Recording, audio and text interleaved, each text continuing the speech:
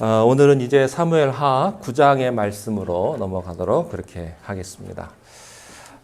다윗은 이제 유다 지파의 왕이 된 이후에 온 이스라엘의 왕이 되었습니다. 사울 왕이 죽은 다음에 이제 온 이스라엘을 통일하는 많은 피를 흘리지 않고 천하 통일을 하게 되었습니다.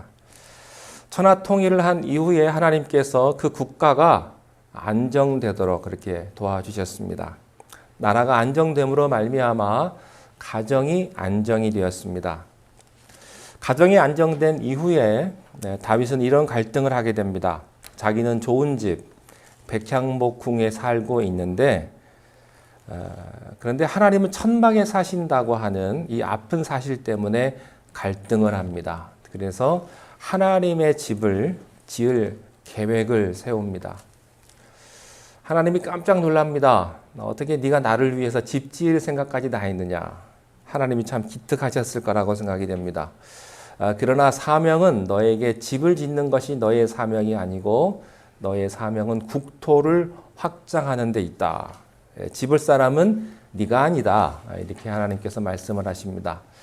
그렇지만 하나님은 그 마음을 기특히 여기셔서 그 위를 축복해 주시고 그 나라를 견고케 해 주셨습니다.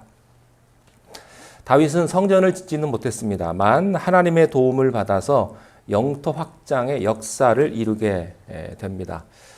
그리고 그동안 이스라엘을 괴롭혀 왔던 많은 이방 민족들, 다른 모든 나라들이 이제는 정반대로 이스라엘을 섬기는 나라가 되었고 또 조공을 바치는 입장이 되었고 그리고 이스라엘에게 패배해서 국토를 다 바치는 그런 입장으로 바뀌게 되었습니다. 자, 국가는 안정이 되었습니다. 가정도 평화가 찾아왔습니다. 성전 건축 계획이 마음에 있었습니다. 그리고 영토는 확장되었습니다. 이 모든 과정을 마치고 난 다음에 다윗에게 우리가 발견하는 놀라운 한 사실이 있다고 하는 것이죠. 그것은 사울의 집에 남아있는 사람들에 대한 생각이었습니다. 우리 9장 1절 말씀을 읽음으로 오늘 말씀을 시작하겠습니다. 1절 함께 읽겠습니다. 시작. 다윗이 이르되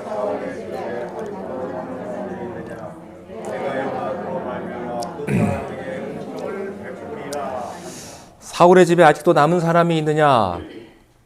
내가 요나단으로 말미암아 그 사람에게 은총을 베풀리라. 이렇게 다윗이 이야기를 합니다. 여러분, 이것이 다윗의 마음입니다. 자, 여기서 보면, 여기 1절에서 보면 우리는 이런 생각을 하게 됩니다. 잘 되면 잘 될수록 다윗의 마음은 더 은혜스러워진다고 하는 사실입니다. 대부분의 사람들은 잘 되면 잘 될수록 겸손해지면 좋은데 교만해집니다. 잘 되면 잘 될수록 하나님을 더 찾고 하나님께 더 기도하면 좋은데 하나님을 잊어버리고 내가 주인이 됩니다. 그리고 신앙적인 교만과 자기 의 속에 빠지게 되는 것이 보통 일반 사람들입니다. 그런데 다윗의 경우는 달랐습니다. 하나님이 축복을 해주면 축복을 해줄수록 그가 더 기특한 생각을 하고 있다고 하는 사실입니다. 하나님이 보시기에 얼마나 기쁠까? 여러분 한번 생각을 해 보십시오. 내가 이렇게 잘해 주었고 축복을 해 주었는데 다윗은 그럴수록 더 다른 사람들을 생각하고 그의 마음이 더 은혜스러워졌다고 하는 사실입니다. 다윗이 이런 생각을 합니다. 사울의 집에 아직 남아있는 사람이 있느냐? 여러분, 정권이 바뀌면요, 보통 구세력을 어떻게 합니까? 몰살을 시킵니다. 씨를 말립니다. 이게 무서워서 사람들은 정권을 내놓지 않습니다. 이것은요, 우리나라가 2조 500년 동안 수없이 반복되어 왔던 피해 역사였습니다. 사족을 멸합니다. 권력이 바뀌면. 다시는 권력을 못 잡게. 권력을 빼앗기면 구세력을 샅샅이 뒤집어 가지고 죽이는 것입니다. 다시 살아나지 못하도록 멸하는 것이 바로 인간들의 역사였다고 하는 것입니다. 그런데 사울의 옛 세력을 그거는 더 기억하고 있다는 사실입니다. 사울에 남아있는 집 사람들, 사울의 집에 누가 남아있느냐 이렇게 다윗이 이야기를 합니다. 여러분, 다윗은 가장 축복받은 그 시간에 모든 것이 다 이루어지는 그 순간에 이런 기특한 참 하나님 보시기에 참 귀한 마음을 가졌다고 하는 사실입니다. 여기 1절에서 보면 우리가 기억해야 될 단어가 하나 있습니다.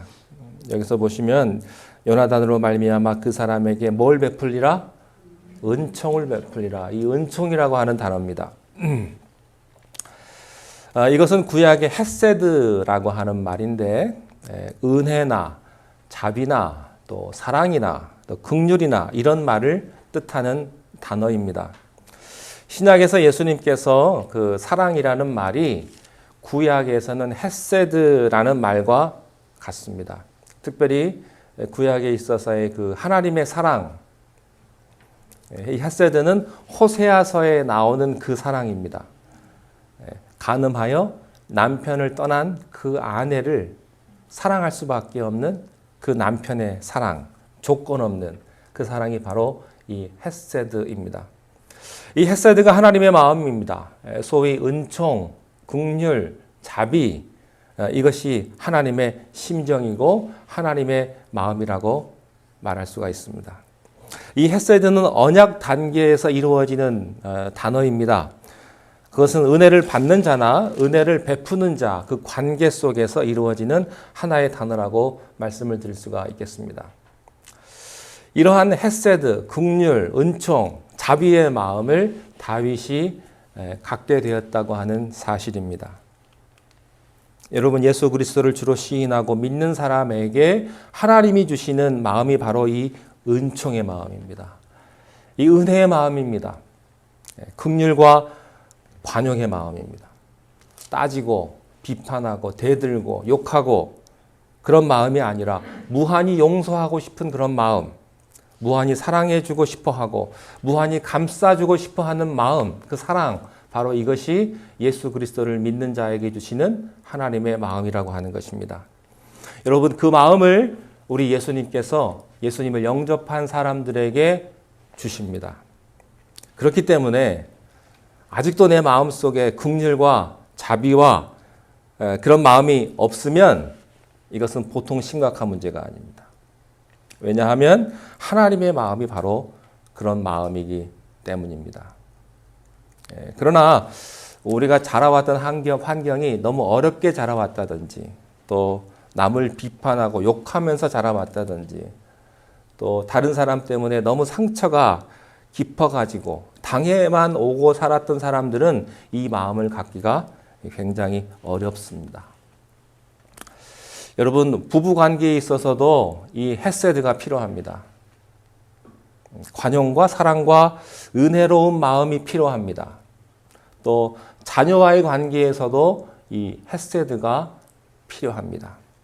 다윗에게 이런 마음이 있었던 것입니다. 그렇기 때문에 그는 자기의 사랑하는 친구, 또 그 친구 요나단의 자식을 그가 기억하게 되었고, 뿐만 아니라 자기를 그렇게 죽이려고 했고 자기에게 씻을 수 없던 상처를 주었던 사울의 가족까지도, 그 집안 식구까지도 돌보고 싶은 마음이 다윗에게 있었다고 하는 사실입니다. 2절을 한번 보십시오. 사울의 집에는 종 한 사람이 있으니 그의 이름은 시바라. 그를 다윗의 앞으로 부르매 왕이 그에게 말하되 내가 시바냐 하니 이르되 당신의 종이니이다 하니라. 3절 왕이 이르되 사울의 집에 아직도 남은 사람이 없느냐? 내가 그 사람에게 무엇을 베풀고자 하노라?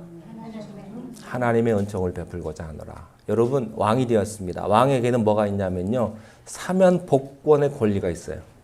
그런데 자기의 권한, 자기가 왕의 권한으로 그 은총을 베푸는 것이 아니라 여기서 분명히 하나님의 은총을 베풀기를 원한다, 이렇게 이야기를 합니다.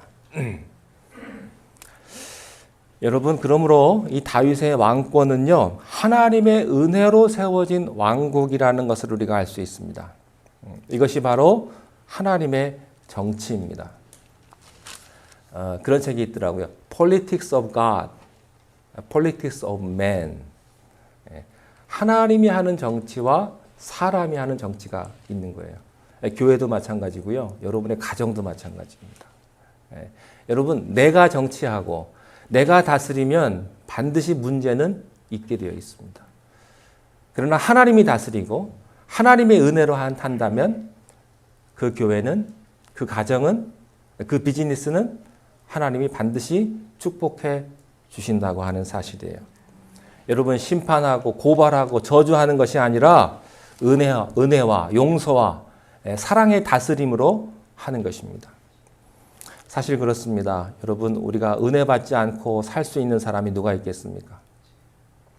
자기 공로와 자기 의로 천국 가는 것은 그만두고 떳떳하게 이 세상에서 하늘을 우러러 한 점 부끄러움 없는 사람이 어디 있겠습니까? 여러분은 부끄러운 점이 하나도 없으세요? 떳떳하십니까? 뭐가 그렇게 잘나셨습니까? 우리는 하나님은 그만두고라도 사람 앞에 부끄러운 사람 아닙니까? 남편에게 부끄러운 사람들이요, 아내에게 부끄러운 사람들이요, 또 자녀에게 부끄러운 부모 아닙니까? 과연 여러분이 떳떳하다고 생각을 하십니까? 여러분, 은혜 없이 누가 존재할 수 있겠습니까? 용서받지 아니하고 누가 숨 쉴 수 있겠습니까? 여러분, 인간은 누구를 막론하고 은혜를 받아야 합니다. 은혜가 필요합니다. 은혜가. 그리고 사랑이 필요합니다. 이 은혜의 다스림, 은혜의 정치, 바로 이 다윗이 했던 정치였습니다. 여러분, 오늘 우리 가정에도 이런 것들이 필요합니다. 비판하고 정죄하는 것보다 용서하고 관용하는 것이 필요합니다. 다시 한번 기회를 주어서 일하게 하고 다시 한번 용서를 주어서 새롭게 하는 그런 은혜가 우리의 가정과 우리의 교회에 필요하다고 하는 사실입니다. 다윗은 하나님의 은혜를 내가 베풀고 싶다 이렇게 말을 했습니다. 자, 이때 그 이야기를 들은 시바의 대답은 이러합니다. 요나단의 아들 하나가 있는데 두 발을 절어가지고 두 발이 사고 때문에 사화 때문에 일이 있어가지고 두 발을 절게 되었다 이렇게 이야기하고 있습니다. 사무엘하 4장 4절에 보면 이렇게 되어 있어요. 준비되었습니까? 사무엘하 4장 4절. 우리 한번 읽겠습니다. 시작. 사울의 아들 요나단에게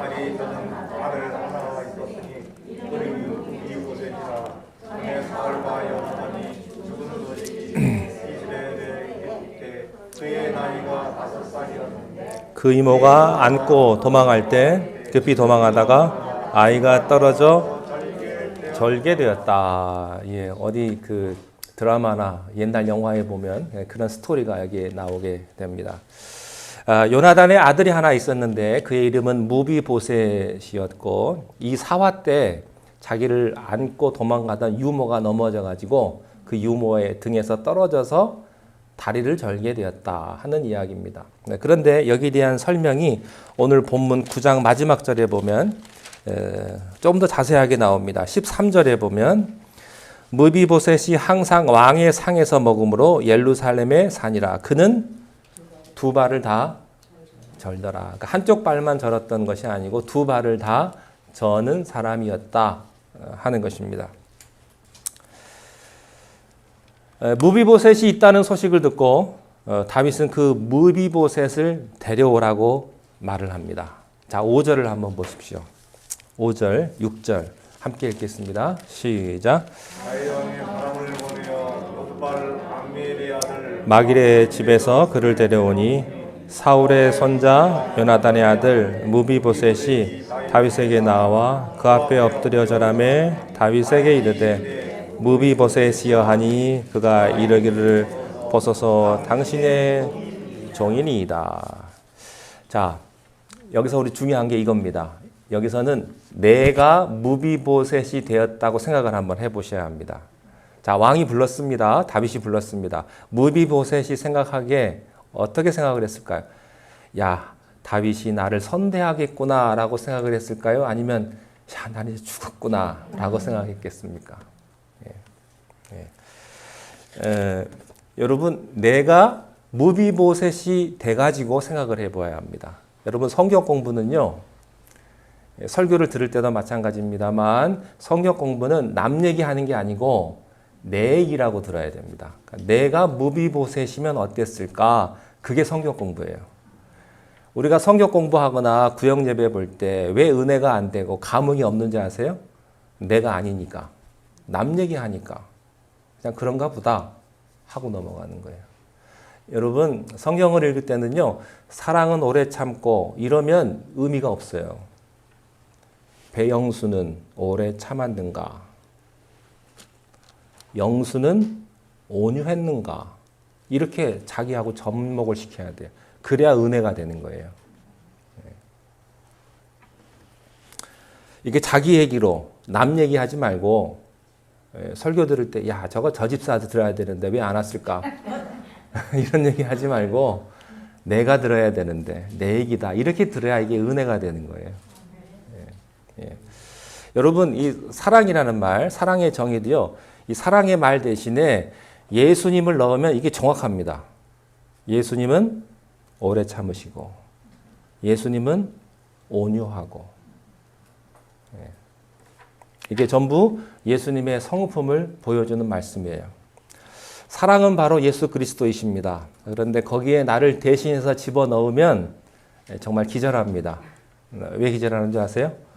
너무 안 맞으니까. 비슷한 데가 하나도 없으니까. 맨날 삐지고, 맨날 화내고, 맨날 인상 쓰고.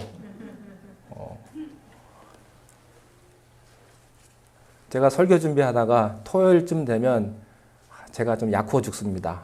왜냐하면 하나도 안 맞으니까. 설교하는 사람의 그 부담이 그런 거예요. 설교하는 대로 살아야 하는데 설교하는 대로 못 살거든요. 그러니까 갈등이 있는 거예요. 고민이 있는 거예요. 여러분, 예수 믿는 사람의 갈등이 뭔지 아세요? 예수 믿으면 예수 믿는 사람답게 살아야 하는데 예수 믿지 않는 사람처럼 사니까 갈등이 있는 거예요. 그 갈등이 없는 건 더 문제예요. 갈등 좀 하셔야 돼요, 여러분. 내가 왜 이럴까? 내가 하나님의 뜻대로 살아야 되는데 아무런 갈등 없이 사는 것도 문제입니다. 자, 이 무비보셋의 심정으로 우리가 들어가게 되면 다윗이 그런 이 은혜의 말, 상상할 수 없는 말을 말이죠. 또 뭐라고 하냐면 사울의 소유를 너에게 다 주겠다. 그리고 너는 나하고 밥 먹을 거다. 여러분, 왕하고 밥 먹는 사람은 흔치 않습니다. 그 말은 뭐예요? 너를 왕의 위치까지 올려주겠다. 그 얘기하는 겁니다. 너는 내 상에서 밥 먹어라 말이죠. 이랬을 때 그 무비보셋의 마음이 어땠을까요? 나는 이제 죽었구나 라고 생각을 했는데 오히려 정반대로 내가 왕의 자리까지 올려주고 그 모든 소유를 다 나에게 준다고 했을 때 그 무비보셋의 심정은 굉장히 감격했을 겁니다. 여러분, 요즘 뉴스 보니까 그 메가밀리언 얼마까지 올랐죠? 제 아내도 돈 달라고 그러더라고요. 병원에서 저기 동료들하고 같이 산다고 10불 가져갔어요. 다 같이 산다니까. 근데 이번 주도 안 나온 것 같아요. 일정이. 나왔어요? 나왔으니까? 아쉽네요. 어떡하지? 예. 여러분, 복권 하나만 당첨이 돼도요, 눈물 흘릴 거예요. 좋아가지고. 근데 목숨도 살고, 재산도 얻고, 또 왕의 자리까지 갔으니 그 무비보셋의 그 심정이 어떻겠습니까? 네, 굉장하겠죠.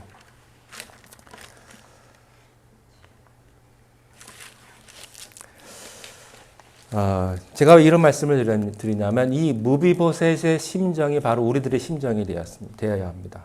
허물과 죄로 죽었던 본질상 진노의 자식이었던 우리가 죽을 수밖에 없는 우리였는데 지옥 갈 수밖에 없는 우리였는데 하나님께서 우리를 구원해 주시고 빛의 자녀 삼아 주시고 천국을 가게 해 주시고 이 땅에서 소망을 주시고 복된 은혜를 주시니 얼마나 감사하겠느냐 하는 이야기입니다. 예. 여러분, 이 얘기가 무비보셋이 은혜를 입은 거하고 똑같습니다. 자, 이때 무비보셋이 그 말을 듣고요, 아주 은혜스러운 대답을 합니다. 자, 8절을 함께 읽겠습니다. 8절 시작.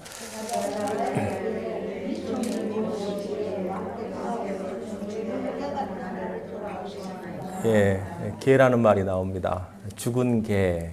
죽은 개는 아무것도 아니다. 이런 뜻인데, 여러분도 하나님 앞에서 이런 기도를 할 수 있게 되시기를 바랍니다. 나는 정말로 아무것도 아닌데 나에게 어떻게 이런 은혜를 베푸십니까? 예.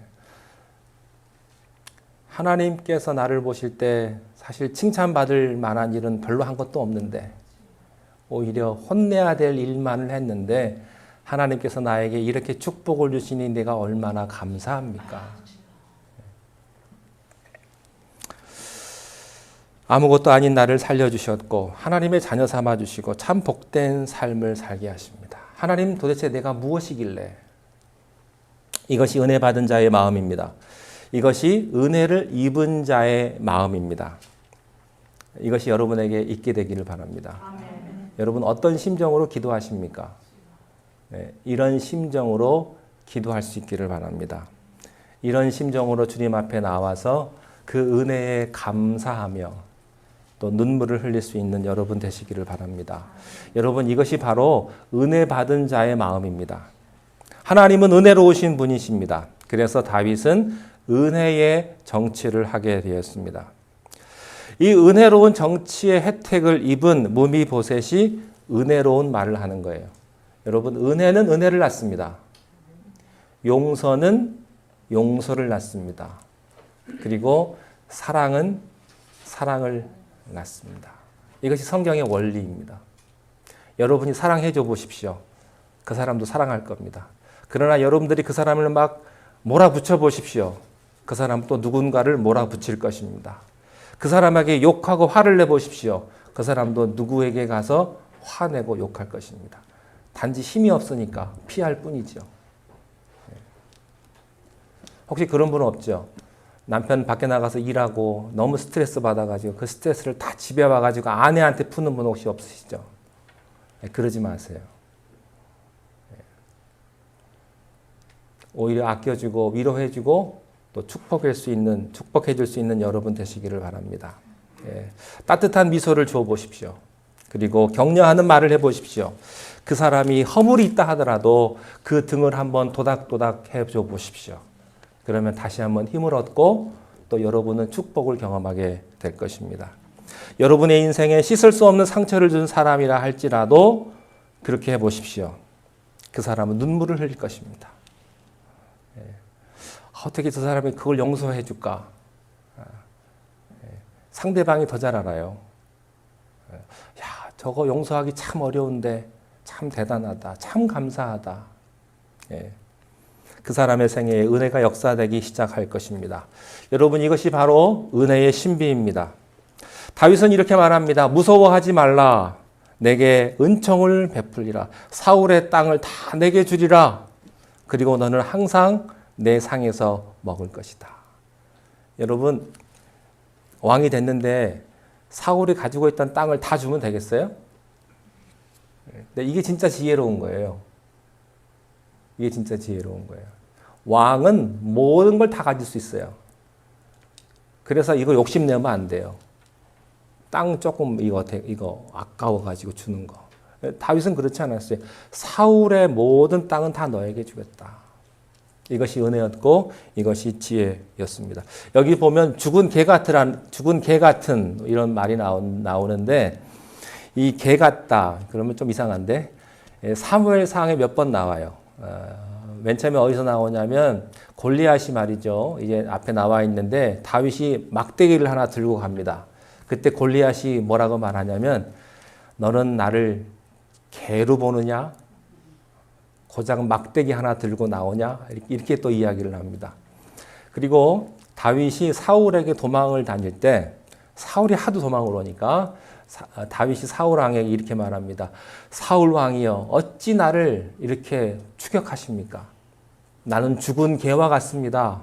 벼룩과 같은 나를 어쩜 그렇게 질투하고 나를 쫓아다니십니까? 나는 그렇게 질투할 만큼 위대한 사람이 아닙니다. 네, 이렇게 죽은 개라는 표현을 쓰게 됩니다. 요즘은 사람보다 개가 더 대접받는 세상이기 때문에 사람은 보험이 없어도 개는 보험이 있어가지고 그런데 저도 사실은 예전하고는 많이 바뀌었어요. 개에 대해서 상상도 할 수 없는 그런 일들이 여기 보니까 있어요. 그래서 좀 가치관의 혼돈은 돼요. 이거 어떻게 해야 되는 게 옳은 것인가? 그러나 중요한 원칙은 하나 있어요. 뭐냐면 은혜롭게 해야 된다. 은혜롭게 해야 된다. 그런 거예요. 우리에게도 이런 심정이 필요합니다. 하나님 앞에서 그런 마음.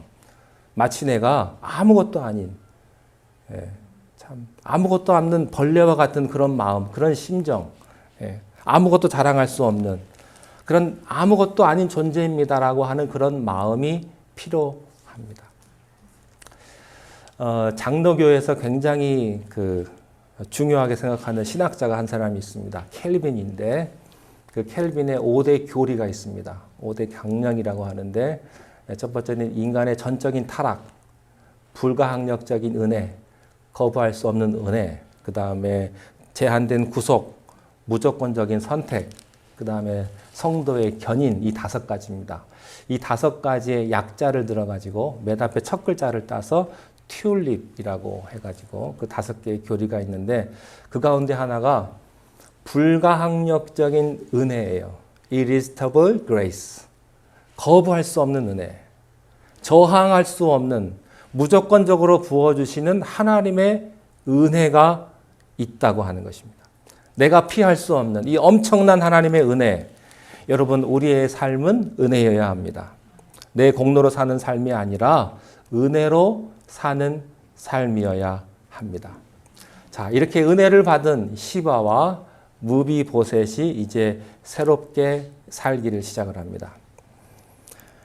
마지막에 이렇게 되어 있어요. 13절에 아까 읽었습니다만 무비보셋이 항상 왕의 상에서 먹음으로 예루살렘에 그가 살았다 하는 것입니다. 무비보셋은 그 생의 마지막까지 은혜로 살았습니다. 여러분에게도 이 은혜가 넘치시기를 바랍니다. 은혜를 베푸십시오. 그리고 값없이 은혜를 받으십시오. 어떤 분은요, 공짜로 준다고 그러면 거부 반응을 일으키시는 분이 있어요. 절대 공짜는 안 받겠대. 때로는요, 공짜도 좀 받아야 돼요. 꼭 계산하겠다고. 우리 저기 박경숙 권사님이 식당에 가면 가끔씩 이렇게 맛있는 갈비를 저한테 구워주시는데 맛있게 드시라고. 그럼 맛있게 먹어야지. 그죠? 맛있게 먹어야 돼요. 여러분, 누가 은혜를 베풀 때 그 은혜를 그냥 받으십시오. 그리고 감사하면 되는 것입니다. 그러면 우리의 삶이 은혜로 사라지는 그런 아름다운 축복을 하나님께서 허락하시는 줄로 믿습니다. 기도하겠습니다.